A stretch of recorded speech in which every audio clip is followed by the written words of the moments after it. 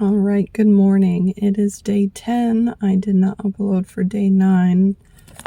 All right, so I did not get to tell you on my day 8 p.m. video, but I might have had a relapse when it comes to my codependency. Mercury is in retrograde until tomorrow, which is the 2nd, I believe. It ends today. Today's the last day of the Mercury in retrograde. With Mercury being the planet of communication and technology, and it being in retrograde, so things aren't flowing as they should be, or people aren't able to communicate as they would. It's more like emotions and stuff that are, or it could be subconscious things too that get in the way of clear communication. So, since Mercury is in retrograde, I'm like in this healing session, I was in a relationship for 4 months that went toxic or was toxic, or I was on manic after a depressive, I went into a depressive episode, and then I met my ex and I rode that wave of manic out of my depression. And I used that to help myself to get through the stuff that was making me in that depressive episode before when I met him. And we were in a relationship for 4 months, and there's a lot of spiritual stuff and spiritual warfare. And I was like, this is, we're done, this isn't gonna happen anymore. I'm like, as much as I love you, for all that I love you and how I feel about you, that doesn't mean that I'm going to keep you in my life. And I stood by that, and I had him put all his shit in my car, and I fucking took him where he had to go. And that was it. I never talked to him again after that. And I just be dropping motherfuckers like it ain't shit, apparently. Cause I loved him to the fullest extent of my fullest extent. But that doesn't make a person who you want them to be. People are who they are, and people who try to be what you want them to be are being fake.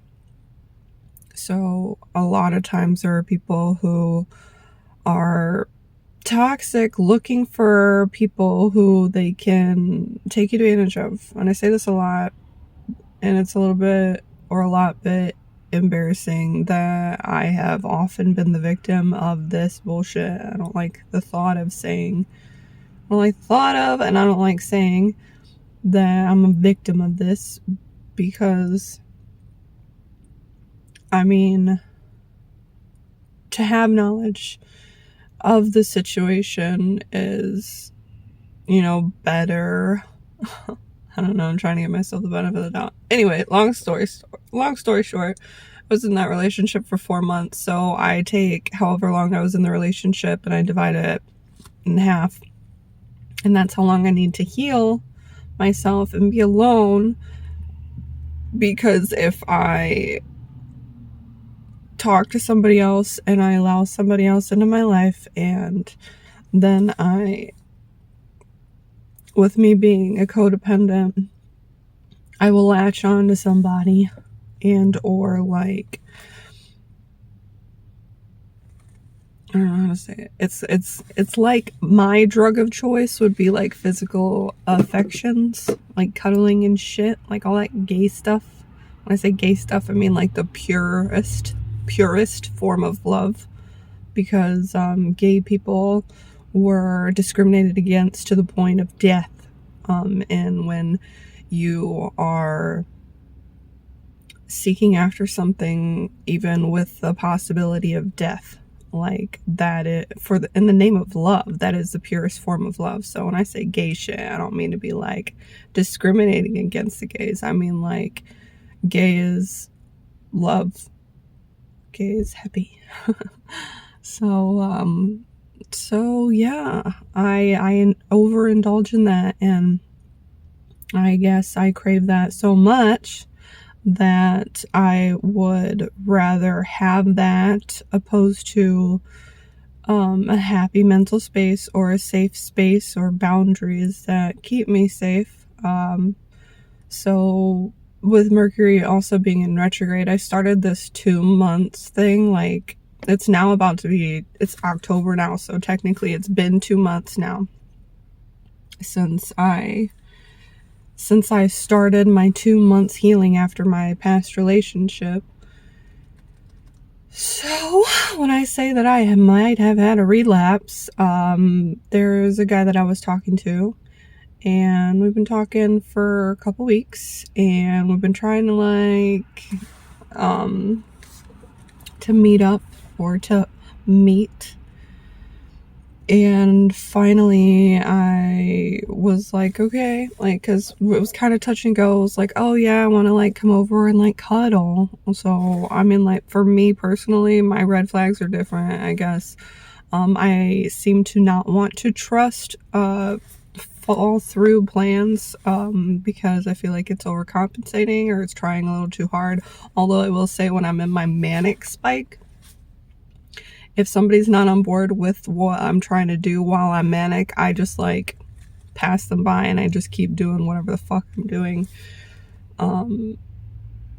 That's how my manic goes. My manic goes like, here's the thought. Can I do this physically? So is there a clear shot to do it? And do I have the means to do this? And then I fucking do it. I struggle with this a lot, between what I am being led to do by my soul and what is a mental illness that is only creating more problems for me, especially when it's Mercury in retrograde. And especially with my ex being spiritual and definitely not afraid to be doing work against me in my own fucking house. So I'm so traumatized. Like, I don't even know what's what. Like, and then, you know.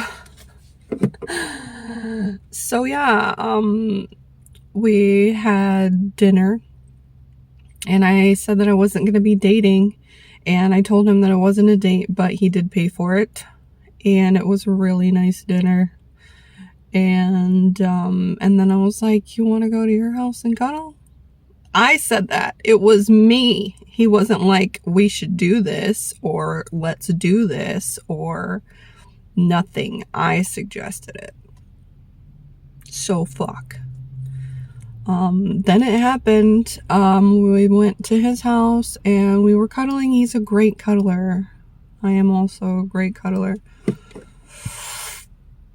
And I was still able to respect my boundaries. I was like, we're not going to do anything. We're not going to engage in things. And we didn't. And I didn't kiss him. So I was still able to maintain my boundaries. But I feel guilty as fuck for allowing myself to engage in those festivities, considering the fact that I consider them to be my drug of choice, which I thoroughly enjoyed. I thoroughly enjoyed the cuddles. I might have got a little hot a couple times, but nothing that, yeah, I was still able to respect myself. So that had happened. Also, so that happened on day 8. So my upload was like super late. And since then, I think that I have picked up a spiritual attachment. Not currently, because I took care of it. Like, I did a cleansing. But yesterday morning, when I got up, I was in low vibes immediately, and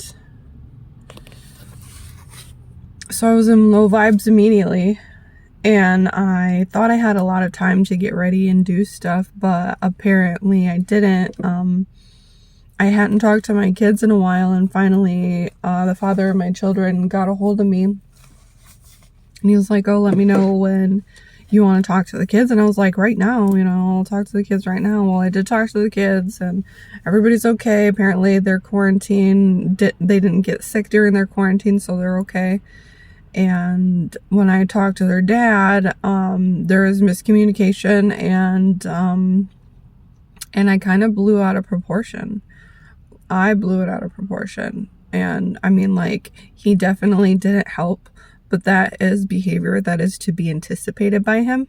That's kind of how he does. That's kind of how he knows how to act, and that's how he acts. So for me to know that, and for me to still blow it out of proportion, even it felt like he was aiming me for that.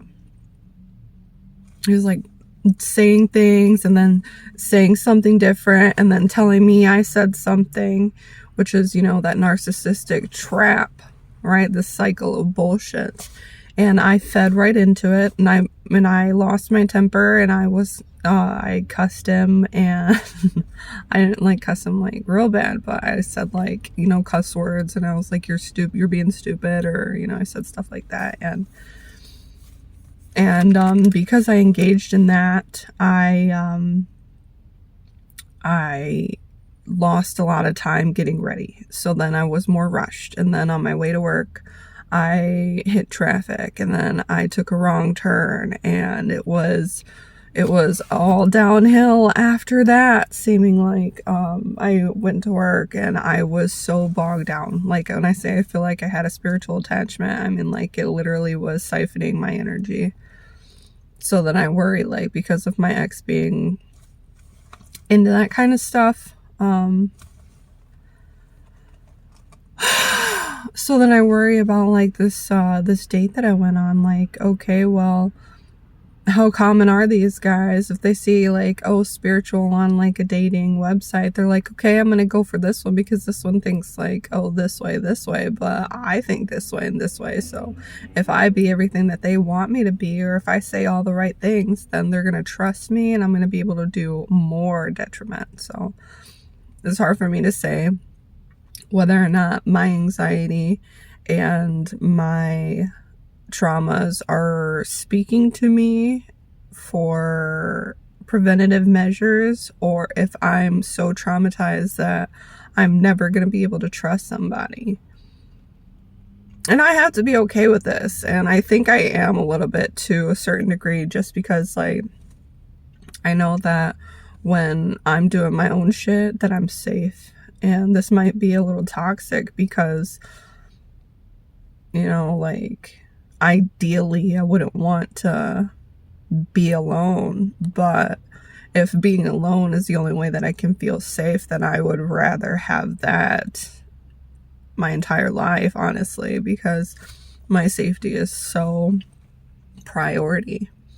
And I think the biggest part of me learning this patience and shit is to get comfortable sitting on my own. And even when it's uncomfortable, honestly, because, like, most of this shit has been extremely uncomfortable, and I'm still being asked to sit with myself. So I did end up messaging Steven, or the father of my children, last night, and I was like, I wanted to apologize for the way that I talked to you, and you don't deserve to be talked to like that, just because, like, I know that it did upset me that I got like that, and I do not like myself when I'm like that, and it obviously took a big toll on my energy level when it comes to the rest of my day. Like, I don't like to become that person, and so I apologized. He still hasn't read the message, but it doesn't really matter, because I can't worry about that kind of shit. So I also know that, like, when you apologize, like, when I do something that is out of character or that's not okay, and like around my kids, like, they, I apologize to my kids. I'm like, hey, you know what? I'm sorry that I acted like that, or I reacted like that. Like, you didn't deserve that. And when I do that, my kids are like, yeah, I know you didn't. You weren't, I know that you should apologize for that. And it really does move them. Like, they'll, get choked up, and they'll be like, my daughter has cried several times when I apologize to her, when I have to apologize to her. and it does change. It does change people, softens their heart. So, not that I care too much about the father of my children, because that boat has long sailed. But I did tell him that I care about him and his health enough because it affects my children directly. And that's it. So that might have been a little harsh or whatever, but I meant it. He's not the type of person where you want to give too much of your caring to. It's a narcissist. That's how they are. Like, the only way that you can't. I mean, to my understanding, but you never know. None of my business. But there is your day 10 AM video. And yeah, so I will catch you in the next one. Thank you for watching.